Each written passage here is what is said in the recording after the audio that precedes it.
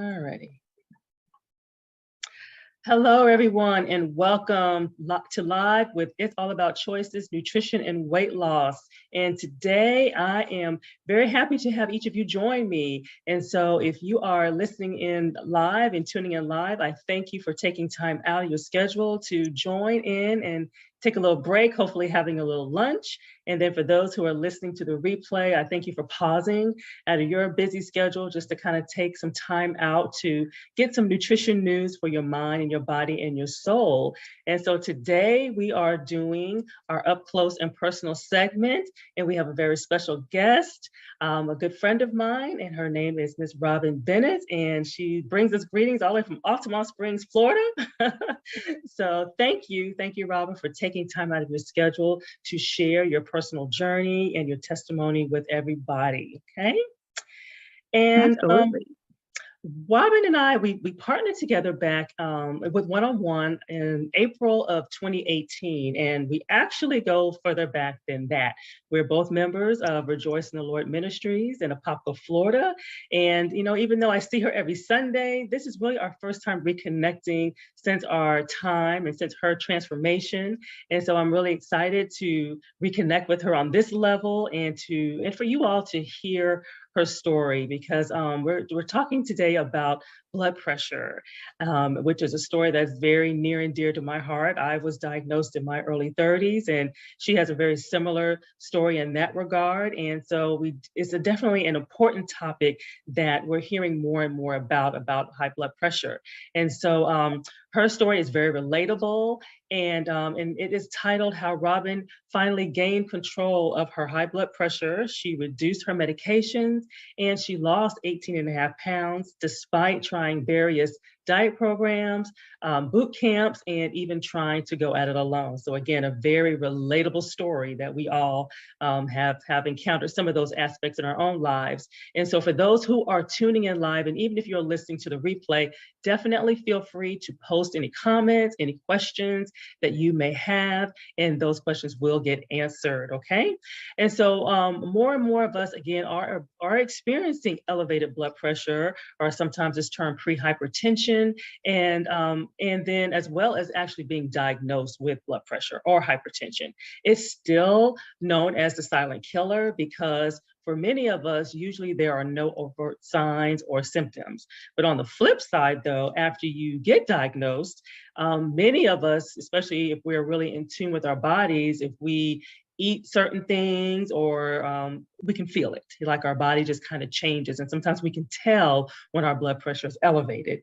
And so, and Robin has a very amazing story of how food is medicine, how when food is done a certain way and it giving your body the nutrients that it needs, it actually helped to lower her blood pressure. And she was able to reduce her meds and lose weight in the process. So next we are going to hear from her, Robin herself, and we will start off with her history with dieting, her weight struggles, like many of us have, and then we'll speak more about her blood pressure leading up to that official diagnosis. So, Robin, if you can share with us your line of work and what do you do for a living? So I come from a background of working in insurance. I started off my career, and I always called it my first real job because I started off very young. I think I was 20 when I got the job, and I started in property and casualty insurance, and I stayed in that for about 8 years. During that time, I got my bachelor's and master's in human resources. So then I transferred over to doing employee benefits. So that's like going to different offices and explaining their benefits during open enrollment time.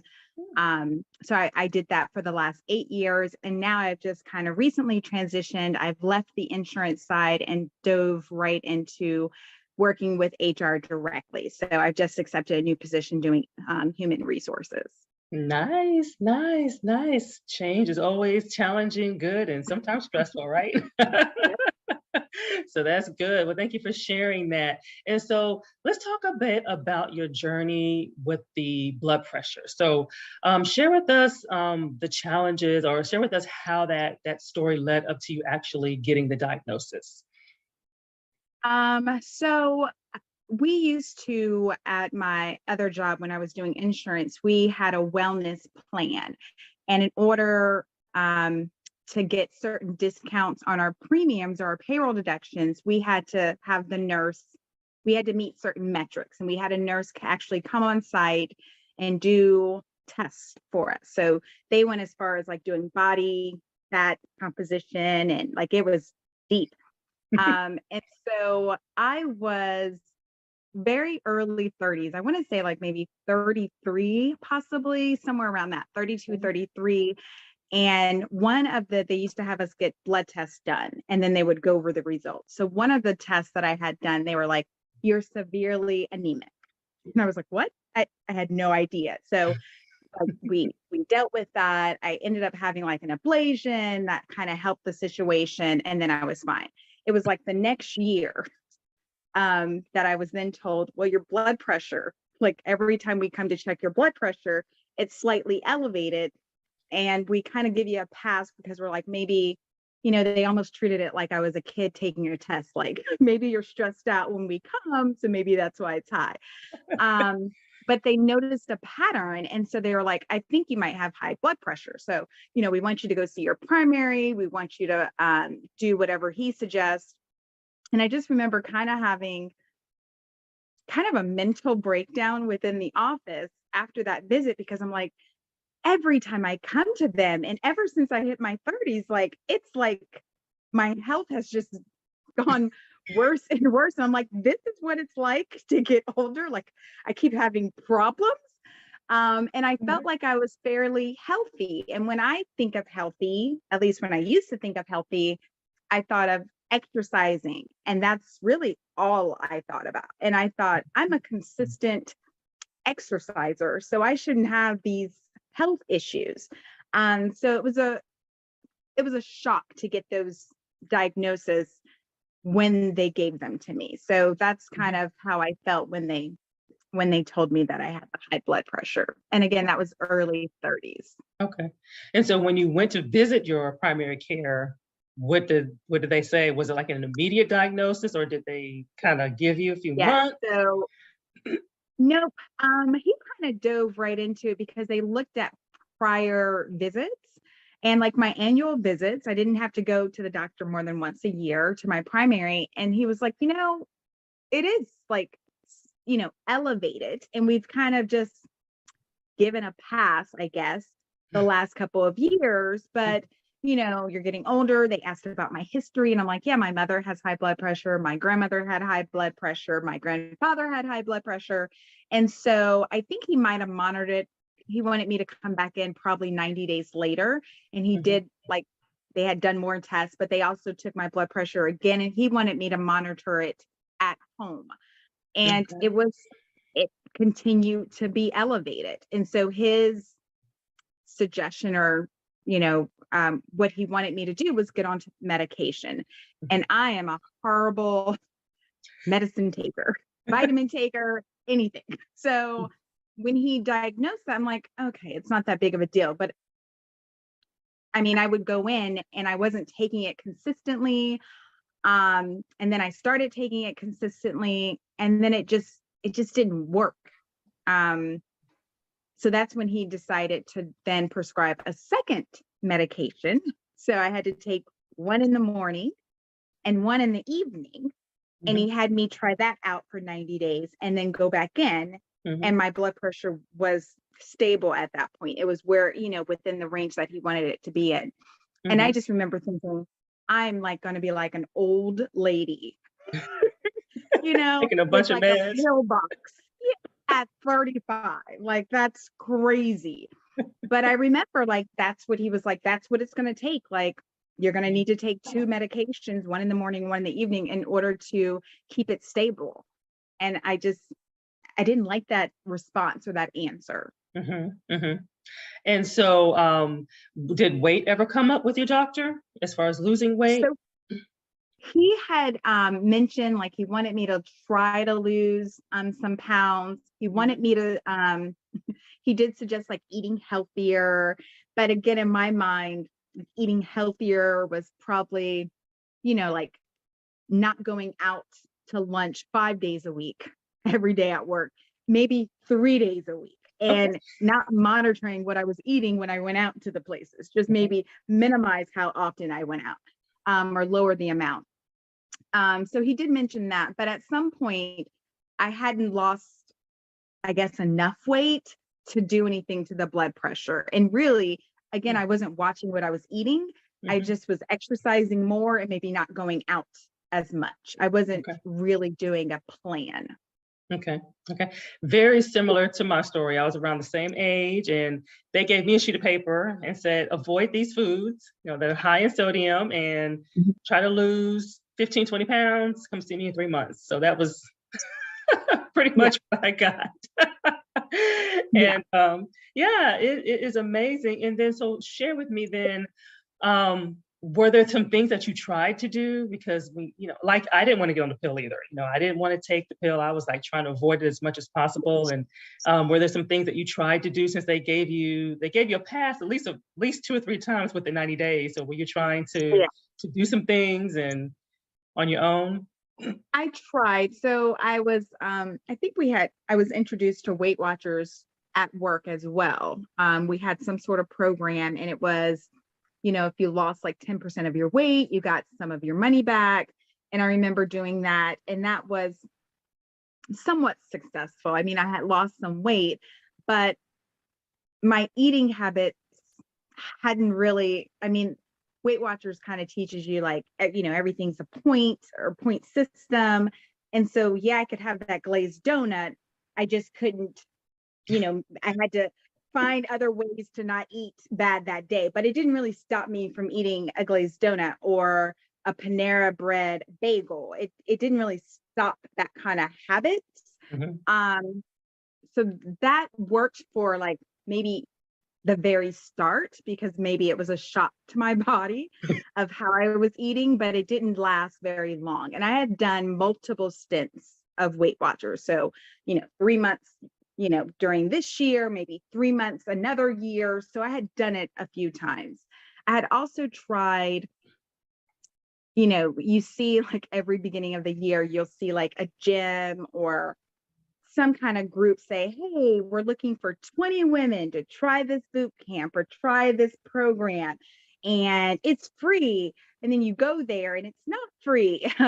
It's, it costs, but if you lose a certain percentage of your weight, or if you lose a certain amount of pounds, then you can get your money back. And so I fell into those traps because it really didn't come with a plan. It came with workout sessions. And then kind of the same thing like the doctor did with, okay, here are things that you should try to avoid, Mhm. but nothing more than that.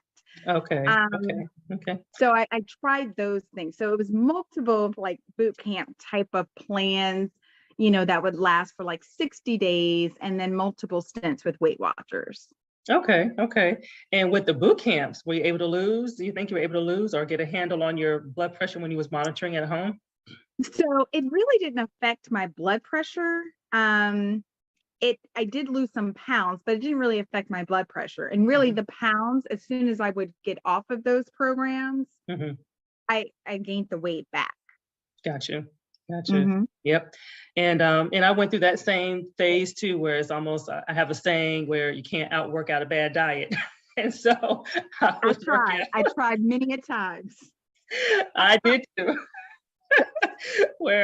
I tried for 3 years to try to lose weight, and it did not happen. It stayed. I didn't gain, but I didn't lose either. So Yeah.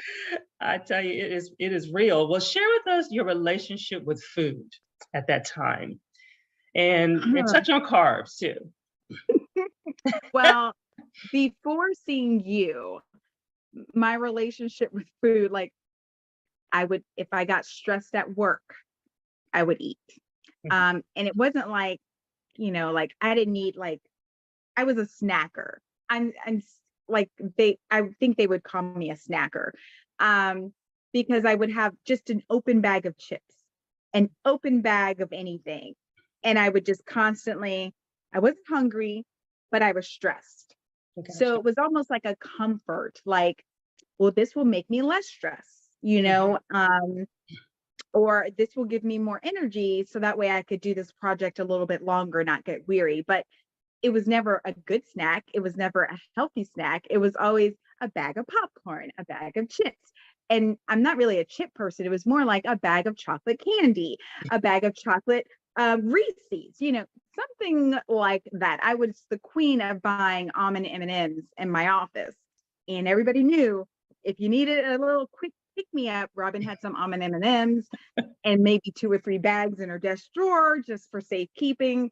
So I felt like food was my comfort. I also would eat a lot just watching TV. I would sit down and I would try to just unwind and do something that I didn't have to think a lot for. So watch mindless TV and just snack. Again, wasn't hungry, but it was just something I did in conjunction with watching TV. No rhyme or reason, just would do it. Yeah, yeah. And to those who are listening in, if you have any questions, any comments you want to post, definitely post throughout this interview, and we will respond to you. So definitely chime in. We want you to engage, even though this is recorded. We definitely want you to engage. And so thank you for sharing. Thank you for being honest and transparent about the stress eating, because that is real. The struggle is real. And I am not immune to it at all. And so it's very common for us to stress eat, emotionally eat. I was a procrastination eater, because it's like I had all these things I had to do, and I'm like, oh boy, where do I start? Let's get something to eat and figure it out. So, and it becomes habitual. It just becomes habit, and like you said, you're not hungry. And sometimes, for me, did you feel this way? Sometimes it wasn't even satisfying. I was just like doing it just to do it. I'm like, yeah, it's definitely the struggle. And so what was when you were, so then when you were, we always try to reel it in. So we know we stress eat, and then we're trying to reel it in. And so what would you say some of your challenges were with portion control and cravings? So portion control has never been my thing. I think I remember starting off with you and I had like grapes in my bag before I went to work. And I in my mind, I'm like, oh, I'm doing good. I have grapes in my bag for a snack. It's not chips, it's not candy. I am great. And I remember you were like, no, it's like a certain amount of grapes. And I was like, what? You're like, yeah, they're larger grapes, maybe 10. And oh, there's a limit of how many, like I can't just eat whatever the amount I want. And you're like, no. So I have never been great with, and like the meat fitting in the palm of your hand and 3 ounces. And I have never been that girl. So that I've always, or I struggled with in the past. Portion control has never been my thing. And again, because I would eat directly out of the container, it's just was like a way of life. And you're not the only one, because I had to learn it too. So it's not like you can only have, X amount of grapes. It's just a matter of understanding, well, how much of them are you eating in comparison to your day, in comparison to your body, in comparison to what your goals are, because I had to reel it back in. When I got that call that, oh, you need to lose 15, 20 pounds, I had to figure out, like, my portions were big, and I'm like, oh, wow, I need to cut back.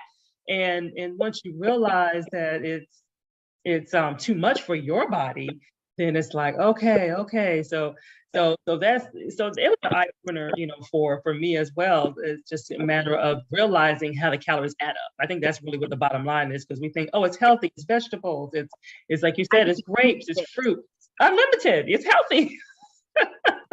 But it all has a cap. It all has a cap. And so in addition to the stress, do you think you had other triggers maybe that would trigger your food craving sometimes?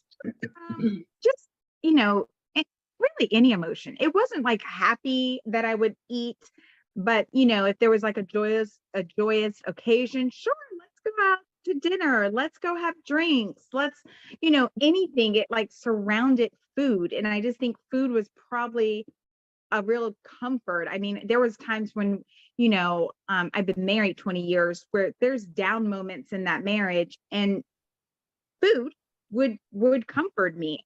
I was raising a teenager at the time, I guess, and a preteen. That was stressful, a teenage girl, and she was about to graduate, and that was super stressful. Mhm.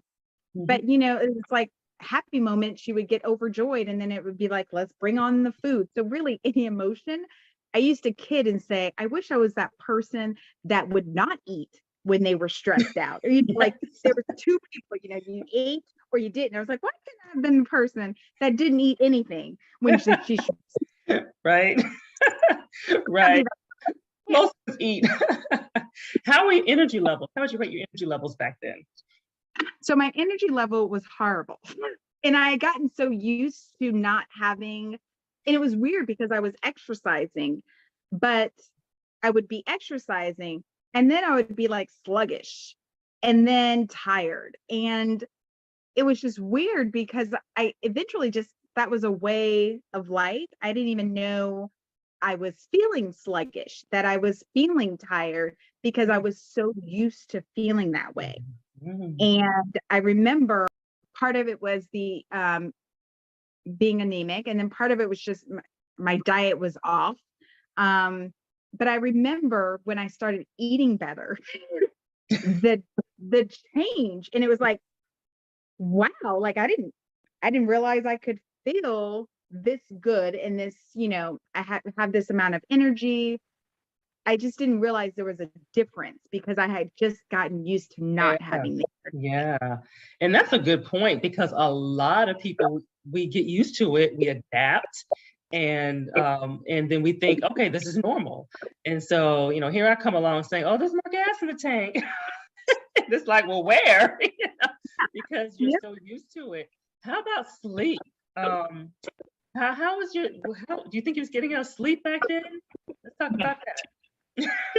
I remember and it not being a big deal that I didn't get enough sleep. I mean, I was working on like 6 hours of sleep, maybe 5.5 sometimes, but 6 hours was probably the norm for me. And again, I thought that was normal. Like I thought this is just kind of a part of adulthood. I'm still raising children. I'm still taking care of a household. I'm working full time. Like this, Mhm. this is how it's supposed to be.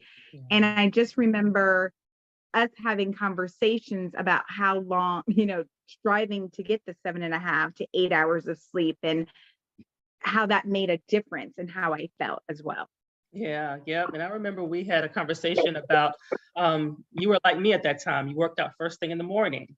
And it was like, okay, well, I know I just had about 4 or 5 hours of sleep. It's going on like day three. Do I Mm-hmm. sleep in or do I exercise? Remember that question? Remember that conversation? Yep. And I said, sleep.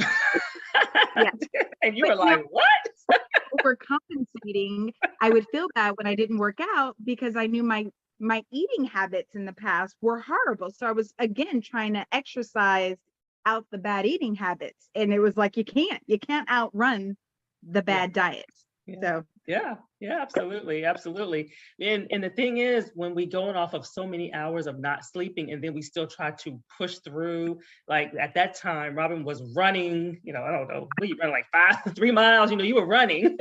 yeah. And that takes a lot out of you. And so you could risk injury, you can, just be sluggish, you're not gonna really be able to put in, what you are trying to do because you're kind of sluggish because after several days of being sleep deprived, it affects your mood, it affects your your stamina, it affects your concentration. And so once you got to a point of once you get a taste of that 7 hours of sleep and then you don't have it for a couple of days, your body's like, oh no, we're not Mhm. doing this again. So, and we have those moments, because I have those moments too when things happen and you find yourself, okay, let me go to bed an hour later, then it comes 2 hours later, but it catches up, right? Yeah. Yep. Definitely catches up. Now let's talk about a lot of times people will try to do it alone. We will try to figure this thing out. I tried to figure it out. How do I lower my blood pressure? How do I lose the weight? What do I need to do?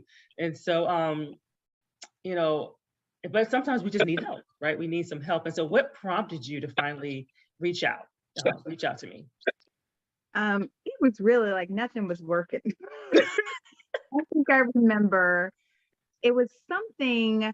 I don't know if it was like, it wasn't a blog, but somebody had commented, I guess it was an existing client or a prior client, and they had mentioned you in a post, and I think it was on Facebook. And I remember thinking like, I know Sandra. Like I know Sandra. Like I could just ask her, like, what exactly does a nutritionist do? And what are your services? And what so I remember then like seeking you out at church like the following Sunday and was like, I think I might just want to try it. Like, I don't know, like it couldn't possibly hurt anything, right? So I was like, I'm willing to try anything. So I was like, this might be the right way to go about it. Let me just give it a try and see if it works and see if it's something that instead of it being like a diet, just being how I eat and how I maintain the rest of my life. So that's what prompted me. And that's what Yeah. made me want to like seek you out for those services. Yeah. Was it something that was going on at that time? Was the blood pressure maybe still an issue? There was a weight going up or? It was still an issue. I was still doing the 2 meds at that point, but really in 2018, that was the year that we found out my stepdaughter was pregnant. And she wasn't like a teenager any longer, but she was freshly out of high school. So it was like, you're not ready for this. And that just brought on like a lot of stress. My husband wasn't happy about the decision of her having a child. We weren't happy about her moving in with her boyfriend's parents. We just thought the whole situation was not a great situation. And I just remember feeling like I can't, I didn't see a light. I didn't see a way out. And so again, food was kind of the comfort. And then it was like, I can't continue to have food be the comfort because now I'm unhappy with myself because now I'm not fitting into anything. I'm not connecting on an intimate level with my husband because I don't feel good about myself. So it just was like all of those things compiled. And I think when I saw that post, I was like, I've got to try something new and something different. Yes, yes. So thank you for being transparent because that is real talk. Real talk. Because as women, if we don't like the way we look in the mirror, what we see, even though our husbands may love, baby, you look good. If we don't like it, then it affects us. It affects us. We appreciate you complimenting us, but it affects us when we can't get our clothes on. We got to buy. I don't know about you, but it's many of. I'm not buying another size. I'm not going up. I refuse. Yep. I refuse to go up a size, and it's real. It's real. Do you wish you would have reached out sooner? Absolutely. The headaches and there's a lot of emotions when you're trying Weight Watchers or a new program and it's not working. And then you're like, I've just wasted money. I've wasted time. I wasted energy and it didn't work. So now I'm at square one again. I don't like where am I to go now? What am I to do now? So yes, I definitely wish that, I would have started earlier in my earlier 30s. I would have had a healthier, probably even in my 20s, because I started having children younger to just be healthier. I mean, I remember going through my first pregnancy and I was eating Popeyes, French fries, and biscuits on a daily basis. But I wish I would have done it then. My oldest son, my oldest son is 20. So I wish I would have done it 20 years ago because that would have been helpful for teaching them how to eat and me just going and being healthier for a longer period of time. Yeah. So how's your relationship with carbs changed? So with us, I know it was fearful. A lot of women are fearful of carbs because that's what you see. Struggle with carbs and my relationship with carbs because it's almost like you see it and you're like, nope, I'm not gonna go there because I can overindulge. So it's almost like every once in a while I have to catch myself and be like, it's okay. There's you have a formula. There's so many carbs you can have in the day. It's okay to have carbs because I couldn't do the whole Atkins thing. My sister had tried that. I just had refused. So I did mine in like little doses. Like I'm not gonna have no carbs today, or I'm not gonna have no carbs tomorrow. But I never did like the full Atkins diet. But I still struggle to this day, I really have to kind of think about what I'm eating when it comes to carbs and be like, it's okay if Mhm. I have a certain amount of carbs each day. Mhm. It's fine. Yes, absolutely. And it comes from, it's a dieting mindset, because that's all you hear. No matter Mhm. what diet is out there, that's the first thing they cut is carbs and dairy and all these different things they cut out, and not recognizing that carbs is the cornerstone of your energy levels, your muscle growth and repair, and your immune system. But again, there's a certain amount for you, a certain amount for me. Everybody needs to have a certain amount, but it's almost like, carbs are not the enemy, but we just got to know how to make them work for you. And it's a challenge for everybody. And so I'm glad that you trusted me. I'm glad that you allowed me to say, okay, it's okay to do this. You're gonna lose. You're gonna lose. And because it is a big struggle. Because why would you not believe it? It's what you hear. And here I am coming along with one voice. Eat carbs. When everybody's saying don't. Um, Yeah. so with about maybe 2 months in, or maybe 2.5 months in, you've lost 10 pounds, maybe a little bit more, and you go to the doctor, and you surprised me. So share with us that doctor's appointment.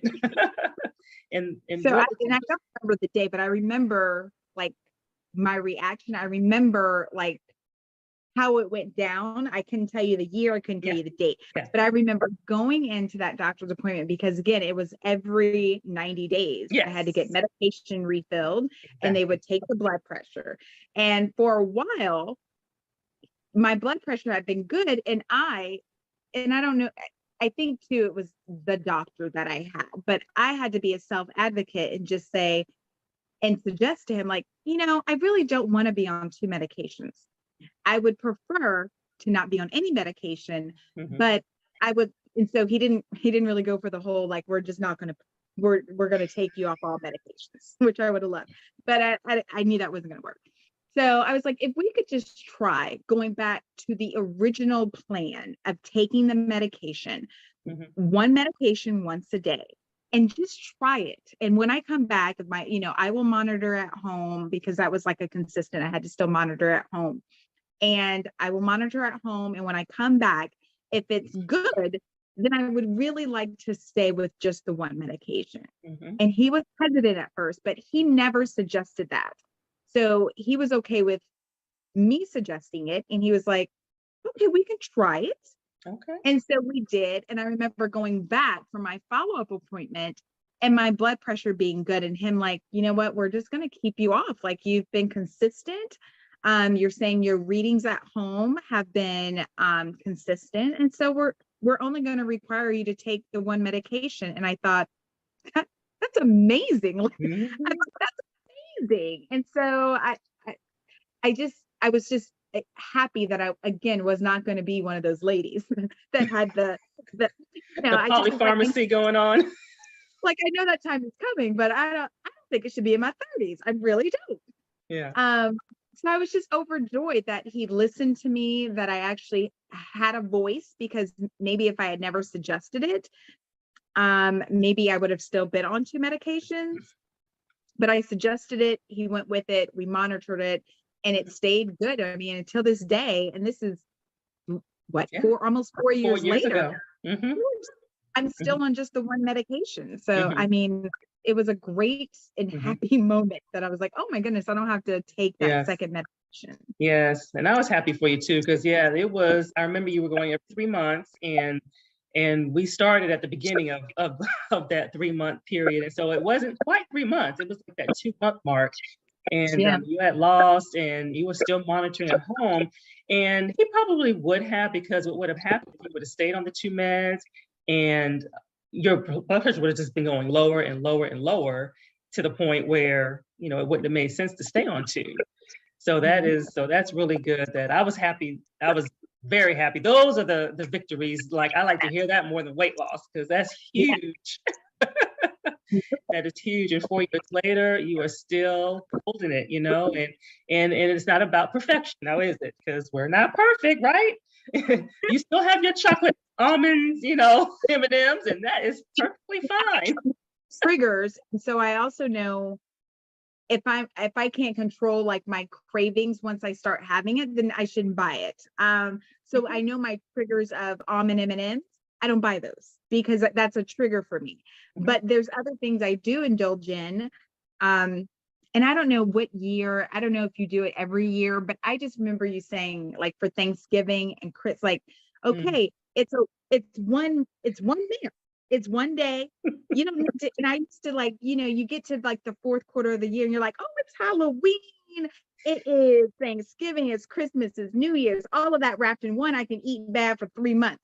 And it's like, nope, nope, not necessary. And so every year I think about that and I'm like, Robin, you don't have to indulge the entire week of Thanksgiving. You can Mhm. indulge and get your favorite foods that one day and let that be it.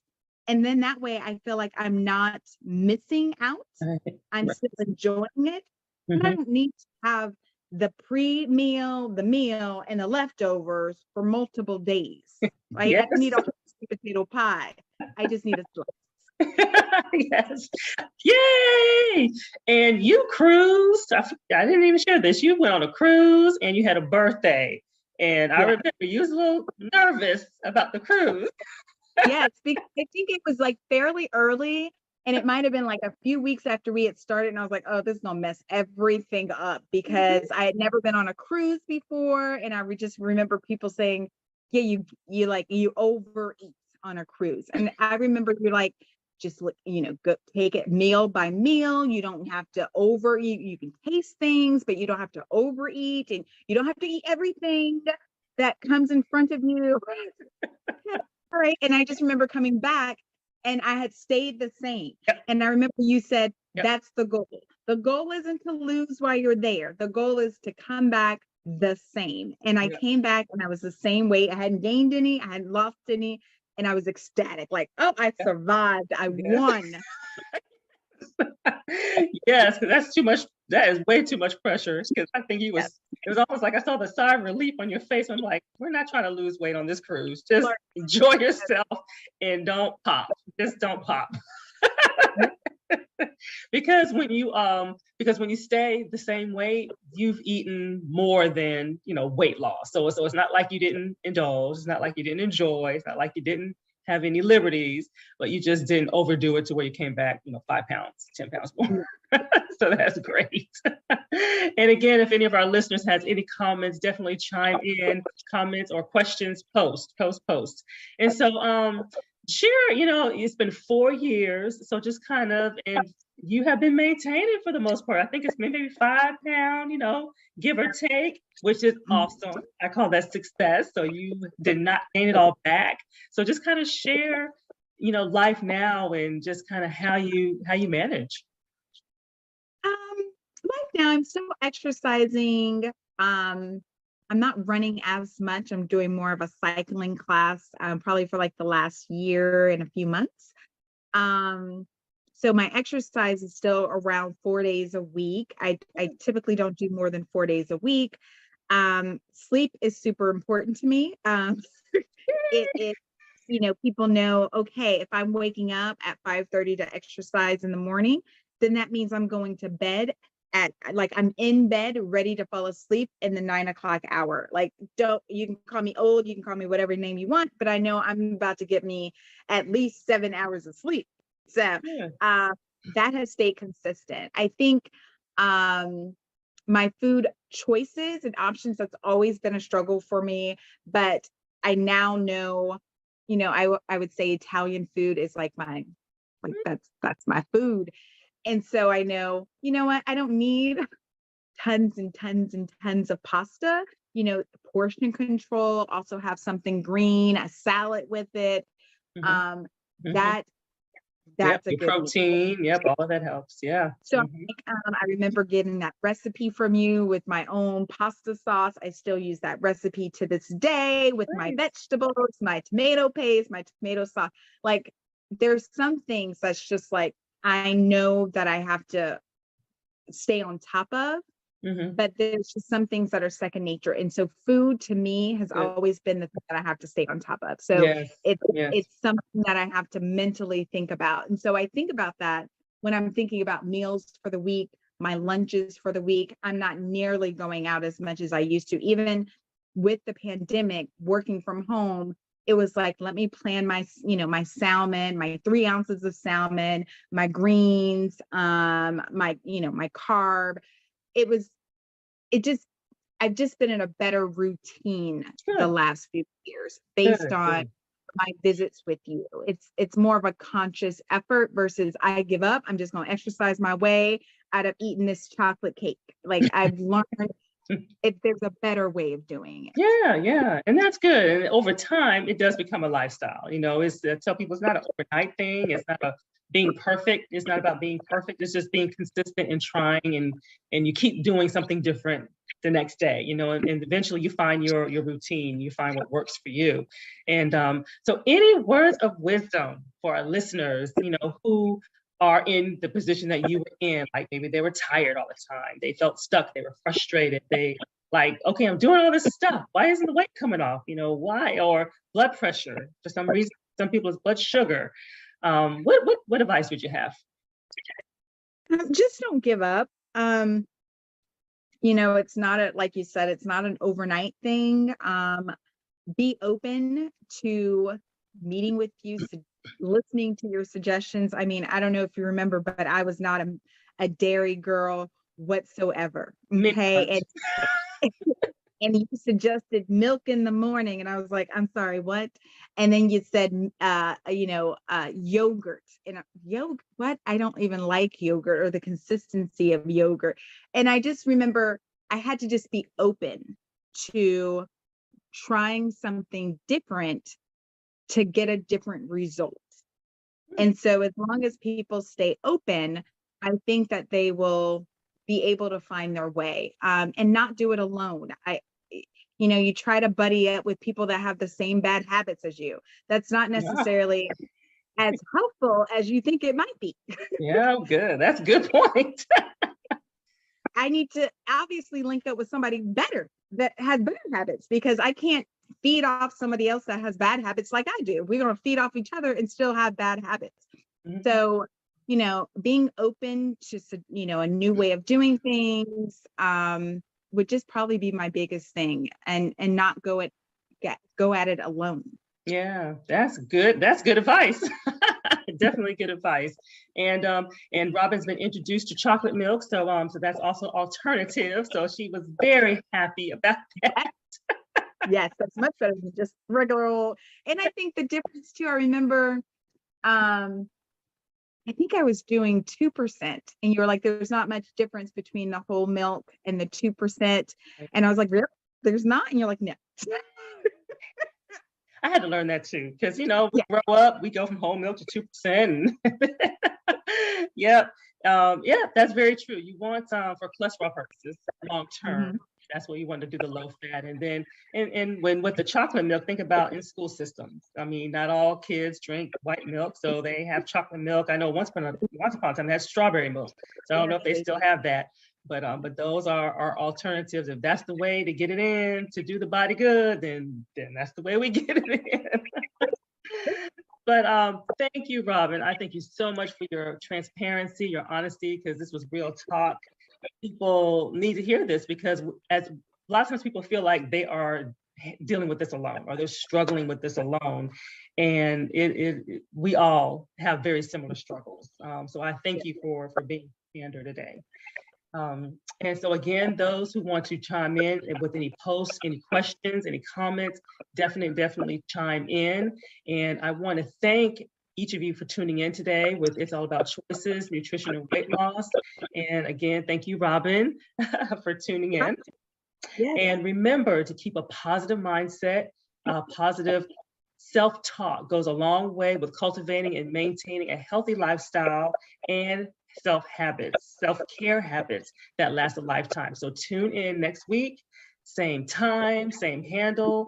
Bye for now. Have a great rest of your day, and blessings and healthy regards.